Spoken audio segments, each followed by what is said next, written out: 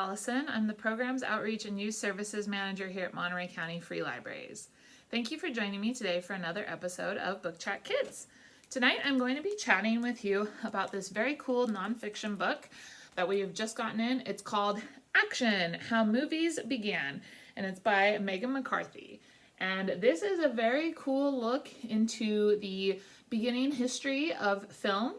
And one of the great things about this author, who has done a couple of other nonfiction titles, is that the way that they're written, it comes off like a story. So it's very approachable nonfiction and very fun and easy to read. Another thing that I really liked about this title is that the illustrations all referenced actual movies. So it was fun to look at the films that were being referenced and talked about. And like I said, it starts off with early film, but it does reference some more contemporary modern film.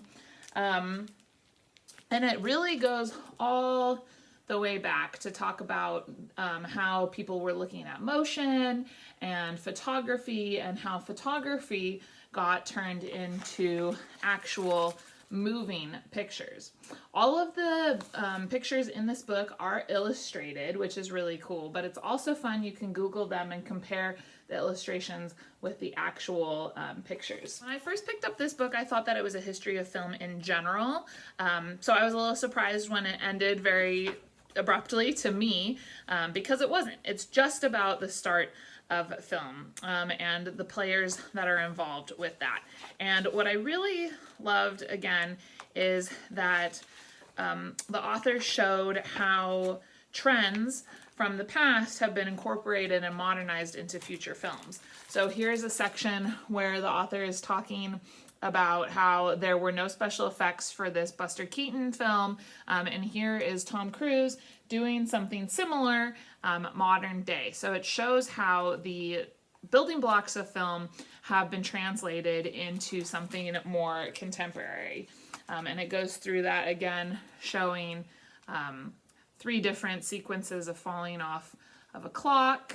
So it gives nods to the origins of some of these things that you see repeated in contemporary films. There's also acknowledgement of the racism found in early films. So there's reference to Josephine Baker going to Paris so that she could be more free than she was in America, and talking about how that helped pave the way for later movies, and talking about different colors and how they evoked different emotions inside of different films.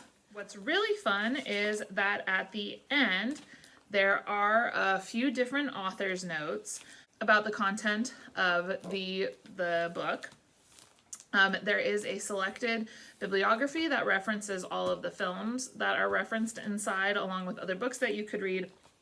And one of the more interesting things that I thought was this section in the back about the disappearance of Louis Le Prince, which was something that I had never heard of, but it's a very scandalous story about the disappearance of this man who was making a lot of progress in developing film. So it's very interesting to read. So this is a very cool book if you are interested in film history, or movies, and it's really fun to look back at the origins of what is something of an art form that is now very commonplace and we kind of take for granted, and see all of the work that went into creating it. Like I said, this author has a few other titles, nonfiction titles, that are similar in terms of their accessibility and their fun illustrations, so you can check out some of her other works if you enjoy this book. So again, that's Action. It's in our collection, and I would highly recommend it. Thank you so much for joining me, and I will see you next time. Bye-bye, everyone.